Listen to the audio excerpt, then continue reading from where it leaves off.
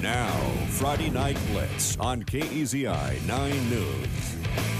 Welcome to the Friday Night Blitz. I'm Jake Zivin alongside Eric Elkin. A bit of a wrinkle in the schedule this week. No school today for most of the schools, lucky them. So a lot of teams playing last night, including our first Thursday Night Blitz of the week featuring Churchill and Marist. And we're going to get to that game in a bit, but first we start with some of the games that happened tonight in 6A. We'll kick it off with the #1 team in the state, Sheldon, visiting a rainy Roseburg. It was rainy across the area. Sheldon's Taylor Alley in the second quarter will keep it himself. A touchdown for the Irish, and it's 28-7 Sheldon in the second. Then a Roseburg punt. You don't want to punt to Connor Strom if you don't have to. Pretty sure they say this every week, but people still do it. They still do it. It's like kicking to the Anthony Thomas. Just don't do it. Touchdown, Connor Strom.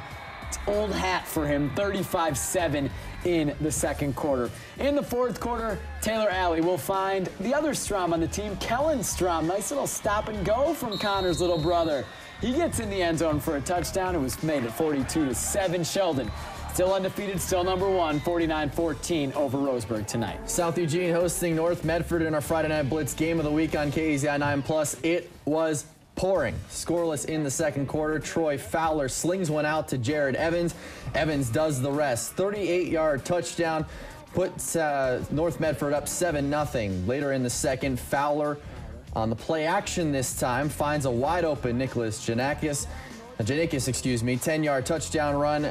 North Medford up 14-0. But South Eugene trying to score before the half. Liam Duncan will hit Brandon Thompson, who juggles but makes the catch with just 6.2 seconds left.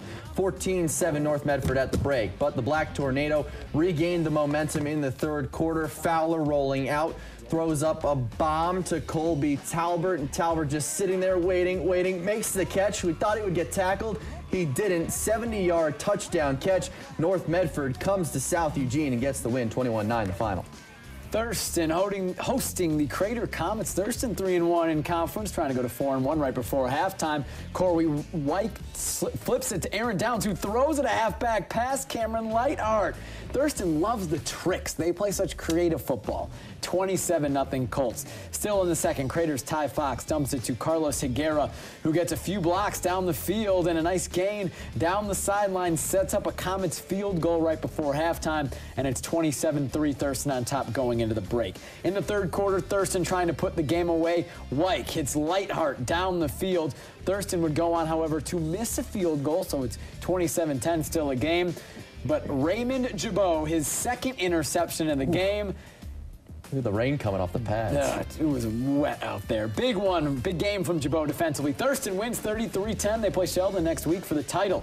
Time for our weekly Thomas Tyner update. The future Duck, current Aloha Star, had another huge night. 32 carries, 357 yards, 3 touchdowns. His #3 Aloha stayed undefeated by beating Grant 24-16. Tyner's season stats now 2,328 yards on 184 carries and 30 total touchdowns. My quick math says over 300 yards per game, averaging over 15 yards a carry-ish. Unreal. He's going to be in Eugene in the spring. Well, as we mentioned at the top of the show, many schools played their games last night, including all but one of the Midwestern League games. We were at Marist for our Thursday night edition of the Friday Night Blitz game of the week. #8 Churchill visiting the #3 Spartans on senior night. First drive of the game, Austin Baird, the running back, takes it in from 13 yards out, made it 6-0. He's being used a lot of different ways now. Next Marist drive, Cameron Smith will go to the air this time. Pretty touch on the fade ball, finds Kalen Byram, who makes the catch. Great catch. Spartans would add two. 14 zip, not at all. Same score in the second. Back to Baird on the ground again, this time from 38 yards out. Puts Marist up 21-0. Spartans rolling. Later in the second quarter, Cameron Smith will go up in the air again. This time, Cameron Smith will find Austin Owen, another fade pass in the corner of the end zone for the touchdown. Spartans jumped out to a 28-0 lead, win in a rout, 40-7 over Churchill on senior night. It was a lot of fun, and it brings back a lot of memories. You know, I had a lot of fun times on this field, and it's great. You know, we'll be able to get on the turf on the playoffs, hopefully. Thinking about those guys is going to make me get emotional because I don't want to be playing without them even next year. We'll petition in the OSA and get another year out of them. And it was good. Everything we expected. Not to sound or put too much pressure on Austin and Cam, but we expect that kind of performance from them.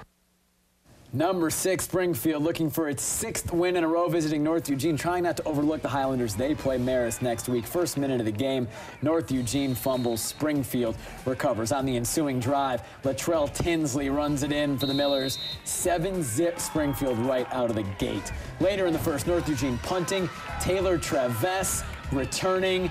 He's patient, finds a lane on the sideline, weaves in and out, breaks some tackles, and it's tough to see between all the players, but that's a touchdown, 14-0. Traves puts Springfield on top. Still in the first, the freshman Trevor Watson to Dylan Paquette. Paquette taken down just inside the 10. And on the next play, Watson shows his second of his 2 dual threats. Running it in, another Springfield touchdown. Millers win their 6th straight. They blow out North Eugene 62-0. That game against Marist next week is going to be great. Willamette made the trek down to Eagle Point. This was another Thursday night game. Early on, Eagle Point's Jacob Combs takes it up the middle, a 14-yard touchdown run. 7-0 Eagle Point on top. In the second quarter, Jorge Quintero with the quarterback keeper, untouched from 19 yards out. 13-0 Eagle Point. Willamette with a quick response, though.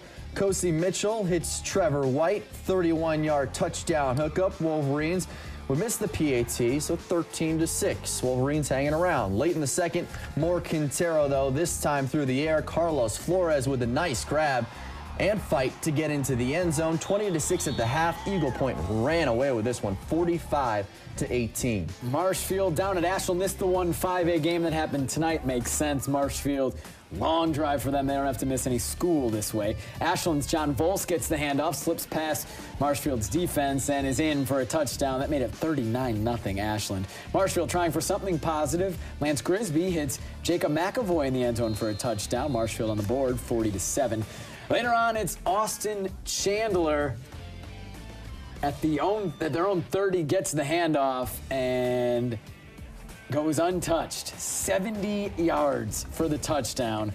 Made it 47-7. Ashland just pouring it on. Kiawa Jane is able to push through for another touchdown. Made it 54-7. Ashland beats Marshfield's big tonight, 61-14. So looks like the 5A Midwestern League will come down. Doesn't look like it anymore. We know it will come down to Marist and Springfield next week. What a game that should be an exciting one. Who would have picked that at the beginning of the season? Not a lot of people. Probably not many people. Miller's surprised. Marist, yes. Springfield, not so much. Well, coming up after the break, we'll head up north to the Mid-Willamette League. More highlights after the break. Welcome back to Friday Night Blitz on KEZI 9 News.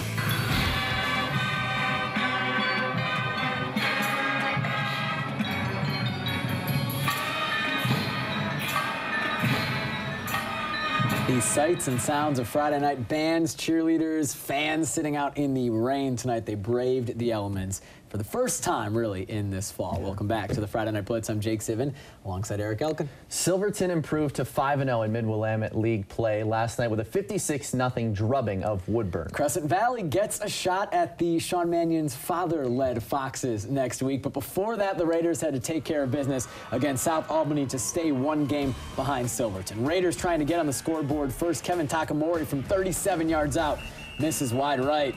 Stays scoreless. Eric Elkin, the ace field goal kicker on the staff, knows it's not an easy kick. 37 yards, it's a long way. I'd love to have a crack at it. Especially in high school. Rebels now, Tanner Tribbett hits Dallas Mealer for a short gain, moves the chain, sets this up 3 plays later. Tibbett looks left, throws it up right. Trent Webb is there to make the grab in the end zone. South Albany on the board first. 6-0. They would, however, miss the PAT, and Crescent Valley gets things going in the second quarter. Tanner Sanders finds Trevor Johnson for a touchdown. A very slow first half. The Raiders got everything together in the second half and beat South Albany 37-12. Corvallis heading across I-5 to take on Lebanon. Warriors led it 35-21 at the half, so we pick it up in the second half. First drive of the third quarter, Mather and Langley's pass tipped by Cole Garrett. Ball ends up with Matthew Tracy, who's off to the races.